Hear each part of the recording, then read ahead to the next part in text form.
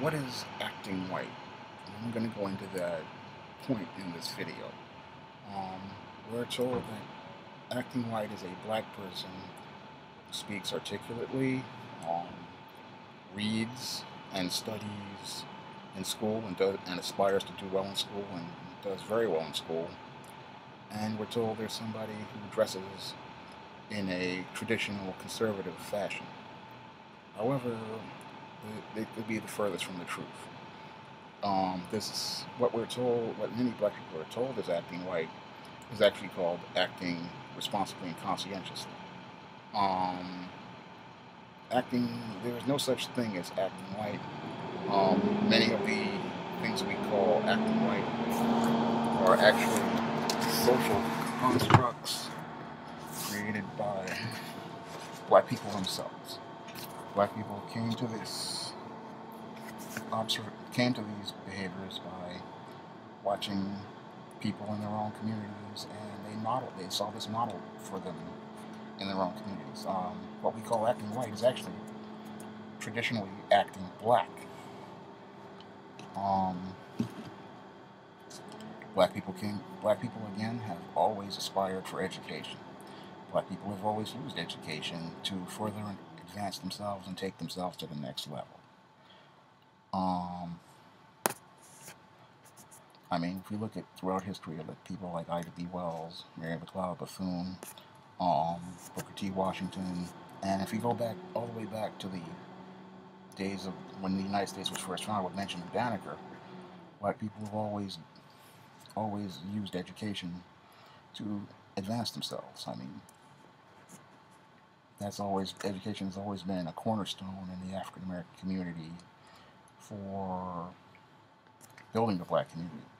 But over the last 40 years, we've come to this whole acting. I didn't say not even 40 years. I'd say last 20 years. This whole acting white concept, which is furthest from the truth. The people who made this up are totally dysfunctional, and they have no idea. They have no understanding of black history or black culture.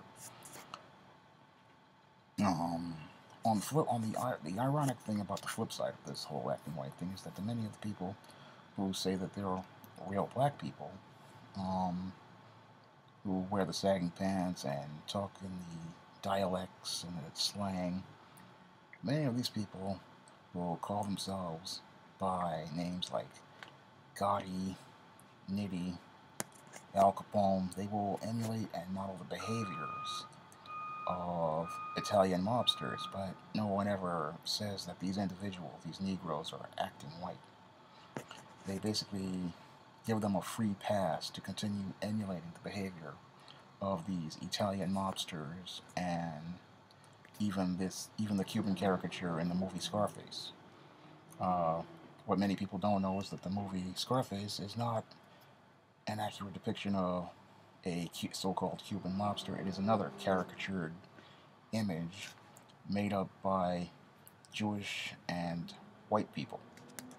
Actually, an Italian man, Brian De Palma, directed Scarface, and again, made up by Jewish Hollywood movie executives. It was not made up by Cubans, and is actually reviled by many Hispanic people. It's seen as a stereotype and a caricature, but many black people see this as a real image of what they want to be. But these black people are never told that they're acting white or they're trying to copy another race or that they're sellouts or Uncle Toms, but the person who wants to get an education, do well in school, study hard, this person is told that they're acting white, and this is the furthest thing from the truth. All my life I've learned to speak well and to write well, and I've always aspired to get good education, and people have always said to me, he talks like a white man, he acts like a white man, and I know that this isn't true at all. I know that my black ancestors, and it's always been a part of black culture to do well in school. It's always been part of black culture to get an education. And if we look at our great black leaders like Malcolm X spoke very well, spoke intelligently, he aspired to get an education. He educated himself, actually, in prison. And I'd say by the African American standards, which is so dysfunctional, they would say that Malcolm X was acting white. but he discovered these concepts himself in prison and was taught them actually by other black men and other black prisoners. If we go back to his autobiography. So when I look at the concept of acting white and how many African Americans buy into this false construct, it disturbs me because it's not, it doesn't make any sense. It really doesn't make any sense. This whole acting white, when Black history, you can go throughout Black history and see the intelligent African Americans and how African Americans used education to take themselves to the next level. How they lived for speaking well. I mean, Frederick Douglass spoke well, and many others spoke well. I mean, Frederick Douglass was one of the all-time great orators. But we think that Ebonics is what is normal for black people, and it's never been a social norm. This is something that was presented over the last 20 years in the false social constructs such as thug culture, which is, again, not made up by African Americans. We did not make that up. That was made up by corporate executives in Madison Avenue advertisers and Hollywood movie studios. They created this false image so they could sell the hyper-masculine male image of black men to young black males who had no father in the home to show them what manhood really is. Many black men are very intelligent, and they carry themselves that way, and they carry themselves with good diction, they dress well, but we don't see that image presented in mainstream American media because that's not what white supremacy wants to sell, and that's not what corporate America wants to sell. Corporate America wants to sell a negative image of African American men, so they come up with this concept of acting white. But this has nothing to do with who you are as a black person. It's a false concept, and if you look at throughout history, this whole acting white thing is just it's false. Black people, I really think that we have to start taking control of our image. I've said that in several videos that if we want to see positive images of ourselves, we have to do it ourselves, and we have to understand that it's not white to speak well. It's not white to want to read lots of books. It's not white to want to get a good education. That's just part of living that's what any human being wants to do. Any human wants to better themselves and empower themselves. And that's a way of life for all peoples. And if you look at every other race, sees doing well in school and speaking well and dressing well as moving themselves ahead. But the African American wants to be this real image, which is not a real image. What they don't understand is that many of these so-called entertainers that they're trying to copy, these so-called gangsters and thugs, are the real ones who are acting white. They're the true Uncle Toms of the black community. And that these Uncle Toms, we don't want to call them Uncle Toms, we call them real Negroes or real niggas, but they're not real. They're made up, and they've sold the black community out. I mean, nobody wants to call Jay-Z a sellout, nobody wants to call Ice Cube a sellout, but that's what they are. Nobody wants to call these guys sellouts, but that's what they are. Diddy, all of them sold the black community out by perpetuating these negative images of black people, these caricaturized images of black people, these images that reinforce the model of the coon and the brute in the black community.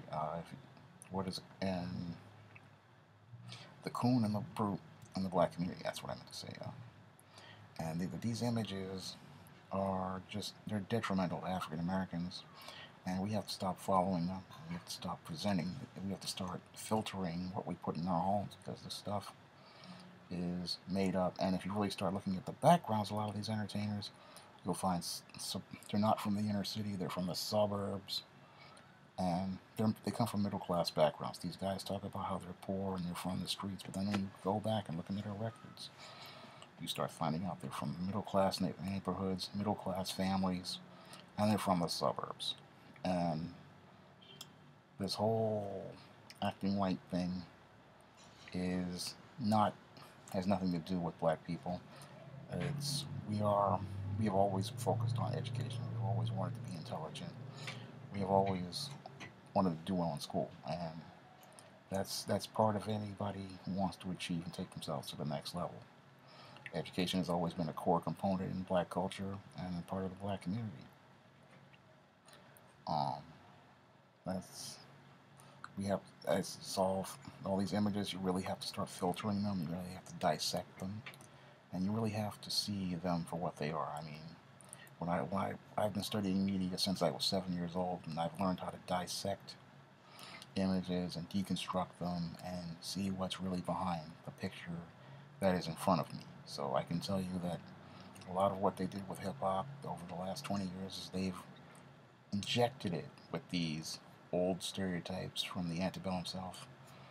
I mean, the Coons, the Brutes, the Jezebel, the Sapphire, the Mammy. That's what we have in our media right now, and you really have to understand what being black is, because I think a lot of black people are confused to what their black identity is. I don't even think some people over the last 20 years have been raised, I'd say 25 years, have been raised with a real black identity, because there's nobody there to model it for them or to teach it to them. And sadly, we think that the black identity, I mean, I think things have been flipped. We think that the black identity is the white identity, when it's really people taking on the identity of false stereotypes, caricatures made up by white people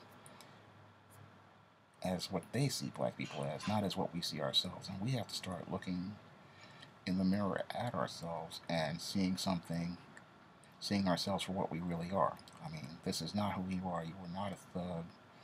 You were not a hood rat. You were not a baby mama. Again, that's another social construct.